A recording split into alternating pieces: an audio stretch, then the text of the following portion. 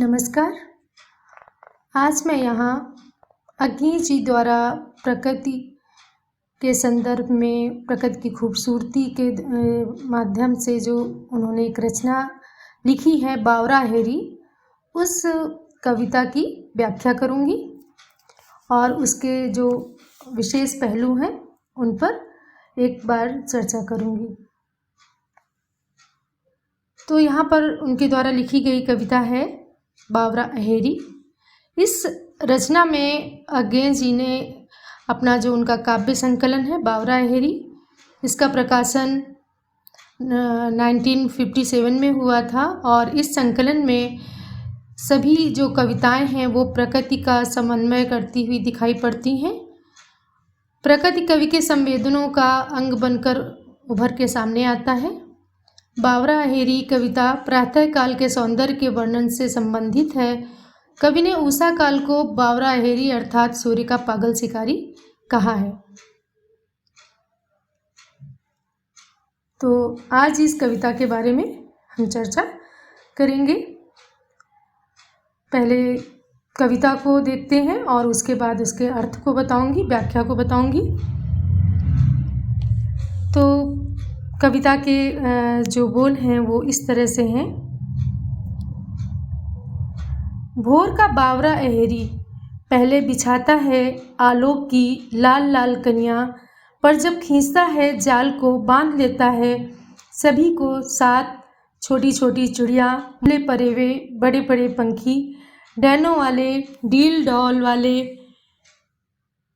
Doll के बेडॉल, उड़ने जहाज, कलश, त्रिशूल वाले मंदिर, शिखर से ले तार घर की नाटी मोटी चिमटी, गोल धुस्सों वाली उपयोग सुंदरी, बेपनाह काया को, गोधूल की मोटरों के धुओं को भी, पार्क के किनारे पुष्पिताग्र कर्णिकार की आलोक खिंची तन्वी रूपरेखा को, और दूर कचरा जलाने वाली कल की उदंड चमनियाँ को जो धुएं यूं उगलती हैं मानो उसी मात्र से अहेरी को हरा देंगी।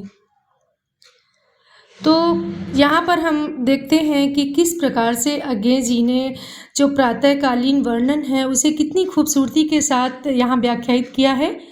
प्रसंग में हम देखेंगे कि प्रस्तुत अवतरण में अज्ञे जी ने बावरा अहेरी जो काव्य संकलन है उनका उससे पंक्तियाँ ली हैं और इसमें सूर्य को व्यापक प्रकाश का चित्रण करते हुए दिखाया गया है। उनका कहना है कि सूर्य जड़ एवं चेतन दोनों का ही जो आलोकित रूप है उसे प्रदर्शित कर रहा है और इस प्रकार से उन्होंने प्रकृति को इसमें एक जीवंत रूप देने का प्रयास किया है। तो इसके विशेष शब्दों पर भी हम एक बार नज़र डालेंगे जिससे व्याख्या करने में हमें आसानी होगी। बावरा अहेरी अर्थात पागल शिकारी, यहाँ सूर्य को बावरा अहेरी कहा गया है, उस नाम से संबोधित किया गया है। कनिया अर्थात दाने, मझोले परेवे जो मध्यम आकार के पक्षी हैं तेज उड़ने वाले जैसे कबूतर आदि।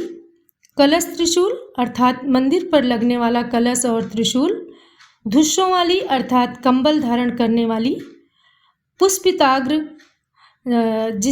पुष्पिताग्र से यहाँ उनका तात्पर्य है जिसके अग्रभाग फूलों से लदे हुए हों, पुष्पों से भरे हुए हों। कणिकार यानी कनेर। आलोक खिंची प्रकाश से युक्त, तन्वी मतलब पतली, और उदंड उच्छृंखल। तो इस प्रकार से इनके कठिन शब्दों को हमने जाना। अब हम इस कविता की व्याख्या करेंगे। तो यहाँ पर अज्ञे जी ने बताने का प्रयास किया है कि प्रातः काल का जो पागल शिकारी है अर्थात सूर्य है वो लाल लाल किरणों रूपी दानों को बिखेर देता है। जिस प्रकार से एक शिकारी का क्या कार्य होता है, शिकारी जब अपने किसी भी उसके लिए शिकार के लिए जाता है तो अपने साथ जाल और दाने लेकर जाता है और जहाँ पर भी वो पक्षियों को देखता है वहाँ पर वो दाने बिखेर देता है और जाल फैला देता है। वैसे ही सूर्य क्या करता है, अपने किरणों रूपी जो लाल लाल किरणें हैं उसकी, वो उसके दाने के समान प्रतीत हो रही हैं, तो उनको पहले वो बिखेर देता है सभी को जाल से पहले और फंसा लेता है उसमें। फिर शिकारी की तरह वह अपने जाल को खींचता है। जिस प्रकार से पक्षियों के फंस जाने के बाद शिकारी उस जाल को समेटता है, वैसे ही सूर्य भी पहले अपने प्रकाश की किरणों को, जाल रूपी किरणों को फैलाता है और फिर उसको समेट लेता है एक शिकारी के समान।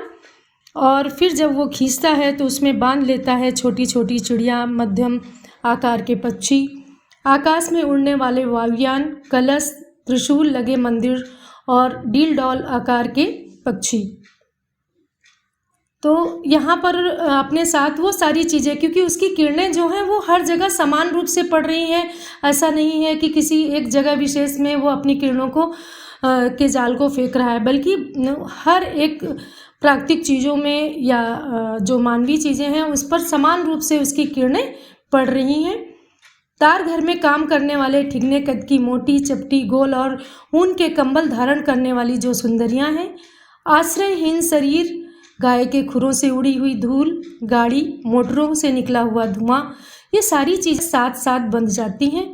पार्क के किनारे अग्रभाग अर्थात डालियों के सिरों से पुष्पित कनेर के प्रकाश से निर्मित कोमल और सुंदर रेखा, और दूर कूड़ा करकट जलाने वाली, क्योंकि जो कूड़ा कचरा जलाया जाता है उससे उठने वाला जो धुआं है और चिमनियों से उठने वाला जो धुआं है वह ऐसा प्रतीत होता है कि मानो जो चिमनियां हैं वो क्या कर रही हैं, धुएं को उगल रही हैं। लगातार उठता हुआ धुआं ऐसा प्रतीत होता है कि मानो वो हरा देना चाहती हैं। किसको हराना चाहती हैं?